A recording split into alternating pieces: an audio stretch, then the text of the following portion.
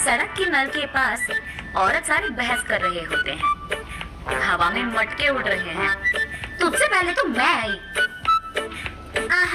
तुझसे पहले मैं आई। अरे रुको तुम, चूल्हे पे दाल पक रहा है, एक मटका पानी तो लेने दो। अरे तुम रुको, वहाँ झूले में मेरा बेटा रो रहा है। अरे निकलो, तुम्हारी कहानियाँ। चूल्हे पे दाल पक रहा है तो मैं क्या करूँ, और झूले में बच्चा रो रहा है तो मैं क्या करूँ। ऐसे उन दोनों औरतों को बगल में धकेलकर तीसरी औरत नल के पास आकर उसका मटका भर देती है। इतने में वही बगल में आमने सामने घरों में रहने वाले मंदाकिनी और मंगतायरू उनके अपने अपने मटके लेकर वहाँ आते हैं। एक दूसरे को देखते ही वो दोनों गुस्से से लाल हो जाते हैं। मंगतायरू और मंदाकिनी दोनों सास बहू हैं और दोनों एक ही घर में रहते थे। मंदाकिनी मंगतायरू से बहुत लड़कर उसके पति को मनाकर अपनी सास के घर से बाहर आ जाती है। दोनों का अतीत उनके सामने आता है। एक मटका पानी लाने के लिए इतना नाटक करती थी। जब भी कुछ काम बोलूं, यहाँ दुख रहा है, वहाँ दुख रहा है कहती थी। और अब देखो, मेम साहब सुबह ही उठकर मटका में पानी भरने नल के पास आ रही है। सुबह उठते ही सारे पकवान को भैंस की तरह खाती रहती है, चीजों को यहाँ से वहाँ तक नहीं लगाती है। लेकिन अब देखो, भैंस चल के आ रही है मटके पानी के लिए। ऐसे एक दूसरे को कोसते हुए वो दोनों नल के पास आते हैं। सबसे पहले मंगतायरू पानी के लिए उसकी मटका नल के नीचे लगाती है। लो, आ गई भैंस। आते ही अपना मटका लगा दिया इसने नल के नीचे, जैसे इसका बाप का जागिर हो। ऐसे उसका मजाक उड़ाकर मंगतायरू की मटके को एक जोर का झटका देती है। बस मटका ऊपर उड़कर नीचे गिरता है। बाप रे, कितनी घमंडी है ये। मेरे ही बेटे के पैसे खाते हुए मुझे भैंस कह रही है, और ऊपर से मेरे ही लटके को लात मारा तुमने। ऐसे कहते हुए मंदाकिनी की मटके को भी जोर का झटका देती है। मंगतायरू, मैं तुम्हारे बेटे के पैसे नहीं खा रही हूँ, तुम ही मेरे पति के पैसे खा रहे हो। मेरे सारे बनाए हुए पकवान को सुबह से रात तक खाती रहती है तो भैंस की तरह ही दिखेगी ना। भैंस कहीं की मेरे ही मटके को लात मारती है। कितनी घमंडी है तू। मटके को ही नहीं, अगर मेरी सटकी ना, तेरे को भी मारूंगी, समझी?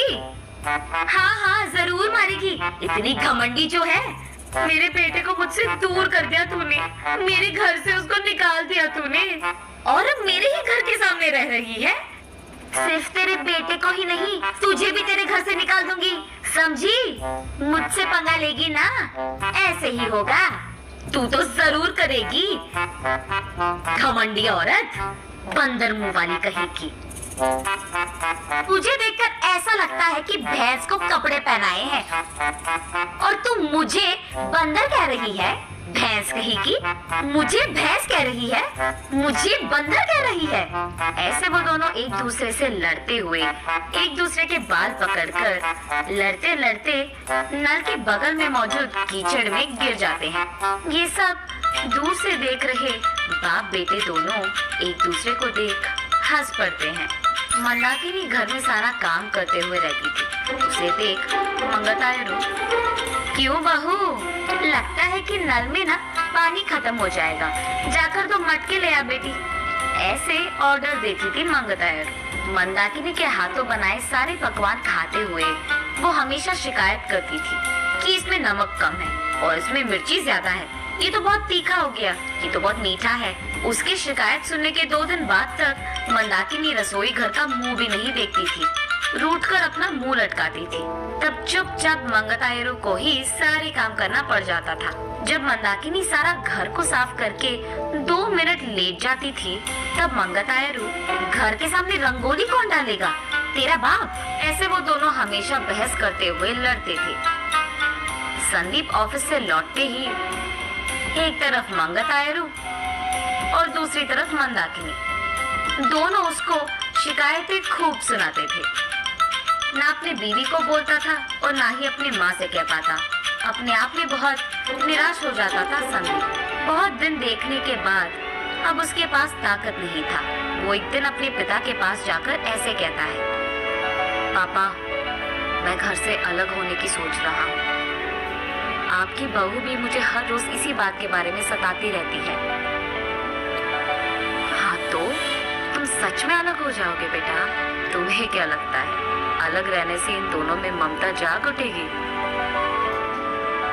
ममता और प्यार भले ही बाहर ना आए, लेकिन इन दोनों को इतना तो समझ आएगा कि एक दूसरे के बिना अपने अपने घरों में अकेले रहते हुए, सारे काम अकेले करते हुए कितना मुश्किल है।